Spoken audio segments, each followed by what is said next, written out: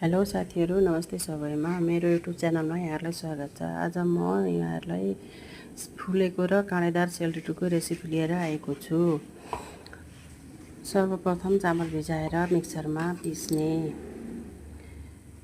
यसरी पिसिसकेको चामललाई पहिला खस्रो बनाएर पिस्ने। त्यसपछि फेरि पनि अर्को 2-3 जार मसिनो बनाएर, धेरै मसिनो बनाएर पिस्नुपर्छ। 2 खालको पिठो भयो भने बल्ल सेलरोटी काँडेदार बनिन्छ। त्यसपछि चिनीलाई पनि मिक्सरमा यसै गरेर पिस्ने।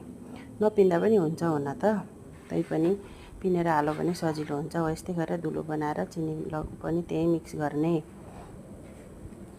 त्यस पछाडि अलिकति मरिच ल्वाङहरूको धुलो मिक्स गर्ने। त्यो चाहिँ स्वादको लागि हो, आफ्नो उसका लागि।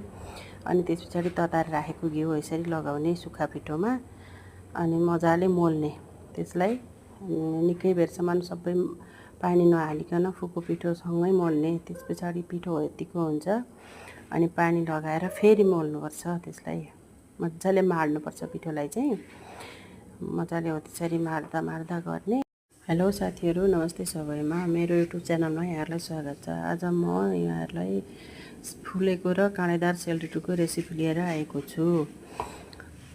सर्वप्रथम चामल भिजाएर मिक्सरमा पिस्ने। यसरी पिसिसकेको चामललाई पहिला खस्रो बनाएर पिस्ने। त्यसपछि फेरि पनि अर्को 2-3 जार मसिनो बनाएर, धेरै मसिनो बनाएर पिस्नुपर्छ।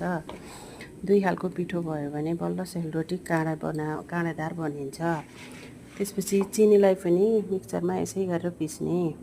नपिन्दा पनि हुन्छ हुन त, तैपनि पिनेर हाल्यो भने सजिलो हुन्छ। हो यस्तै गरेर धुलो बनाएर चिनी पनि त्यही मिक्स गर्ने। त्यस पछाडि अलिकति मरिच ल्वाङहरूको धुलो मिक्स गर्ने। त्यो चाहिँ स्वादको लागि हो, आफ्नो उसका लागि। अनि त्यस पछाडि तताएर राखेको घिउ यसरी लगाउने सुक्खा पिठोमा अनि मजाले मोल्ने। त्यसलाई निकै बेरसम्म सबै पानी नहालिकन फुको पिठोसँगै मोल्ने। त्यस पछाडि पिठो यतिको हुन्छ अनि पानी लगाएर फेरि मोल्नुपर्छ। त्यसलाई मजाले माड्नुपर्छ। पिठोलाई चाहिँ मजाले हो त्यसरी माड्दा गर्ने। हेलो साथीहरू, नमस्ते सबैमा। मेरो युट्युब च्यानलमा यहाँहरूलाई स्वागत छ। आज म यहाँहरूलाई फुलेको र काँडेदार सेलरोटीको रेसिपी लिएर आएको छु। सर्वप्रथम चामल भिजाएर मिक्सरमा पिस्ने। यसरी पिसिसकेको चामललाई पहिला खस्रो बनाएर पिस्ने। त्यसपछि